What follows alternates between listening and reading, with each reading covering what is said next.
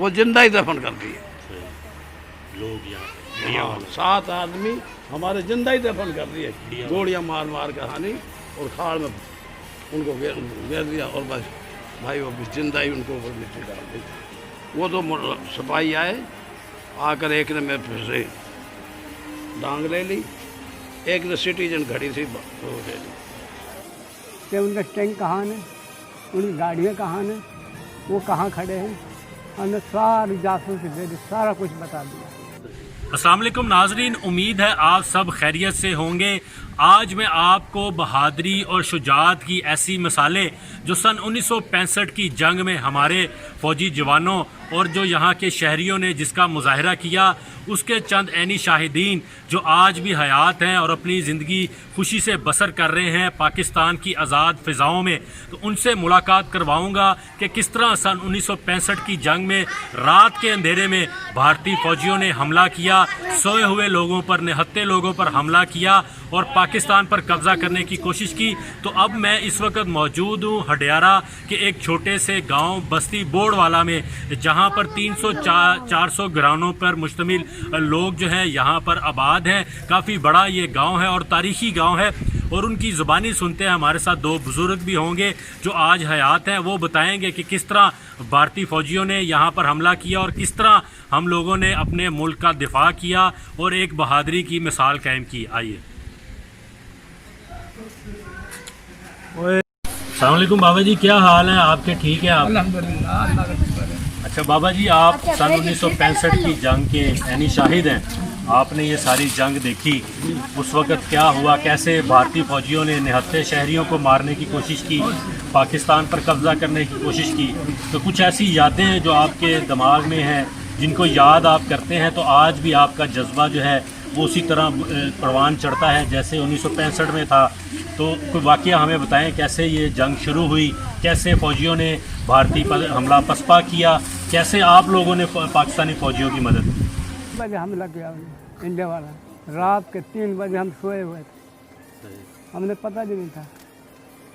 हमने अचानक हमारे पास आ गए, हमने समझा हमारे हैं पाकिस्तानी। जब उनके टैंक देखे, हिंदू देखे, हमने सोचे तो काफिर है। हमने अपने डंगर को पट्ठा काट रहा उस टाइम पे सुबह जब उन्हें हमला आ गए।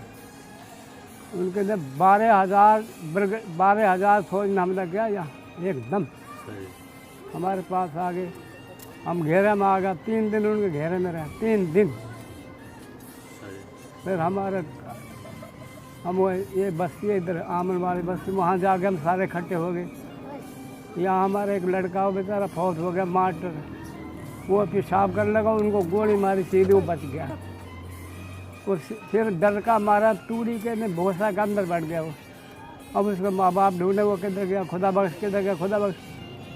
हम क्या करेंगे किधर जाके, ये कि उनका बच्चा था, वो किसी ने बता दिया कि तूड़ी के भोसे के अंदर बड़ा हुआ। फिर निकाला, रात मगरिब की नमाज पढ़ के हम वहाँ से निकले थे, अल्लाह का नाम लेके भी गोली मार देंगे, इधर आएंगे हमारी धी बहन बेइज्जती करेंगे, हम गोली मार देंगे, हम सीधा पल्ली तरफ चले गए। वहाँ से हमने रोही क्रॉस करिए, रोही क्रॉस करके चले गए।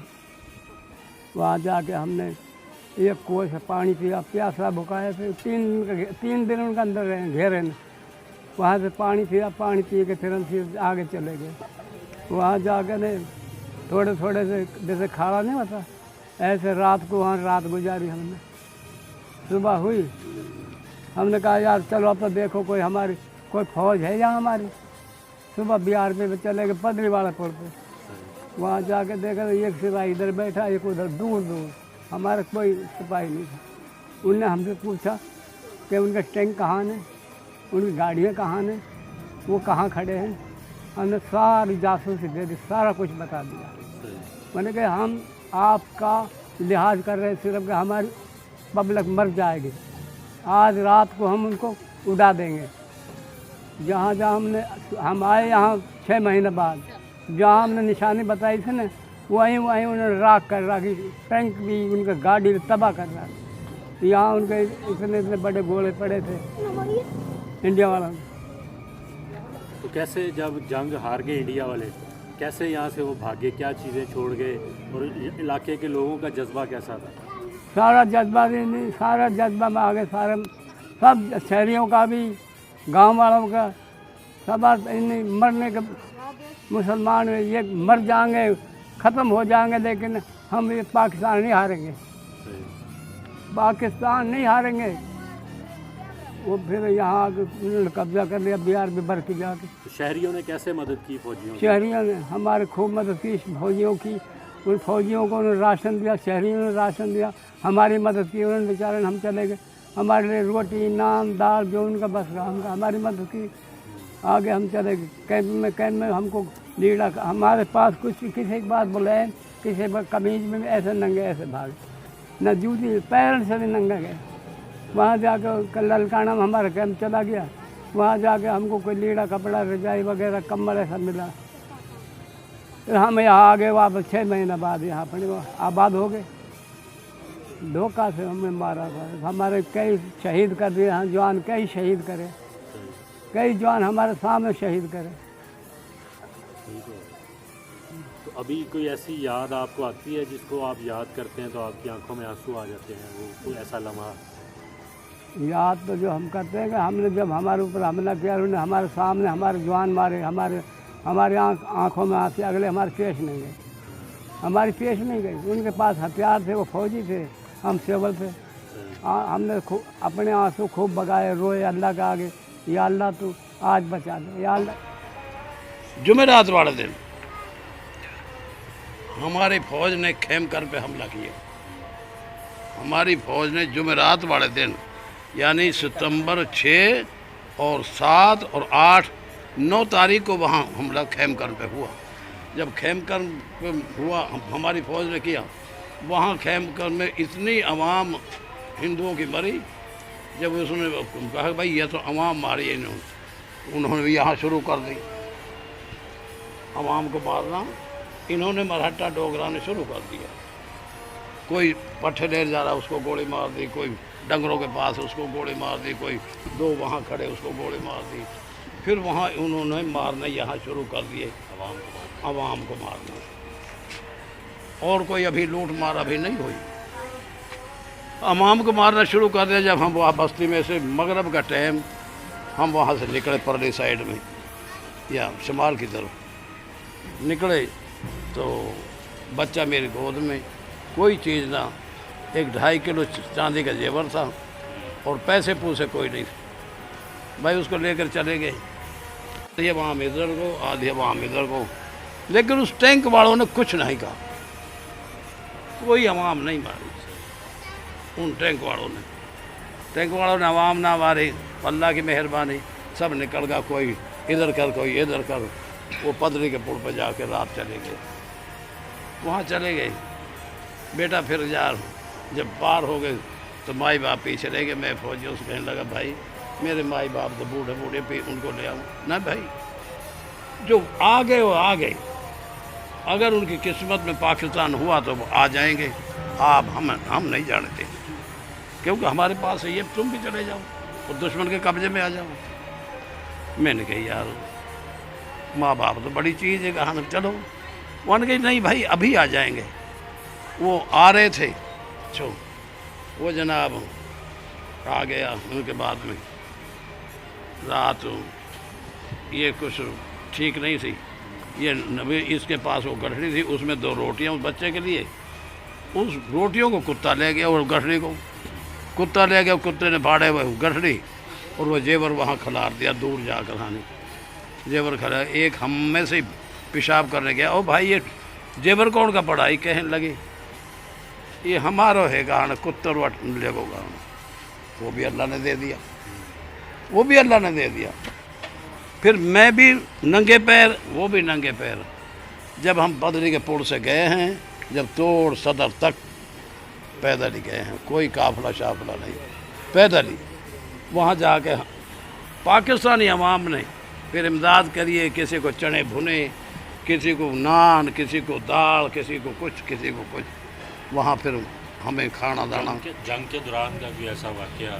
जंग का जो वाक़या है वो ऐसे कि भाई हमारा जो हीन पहले 1-2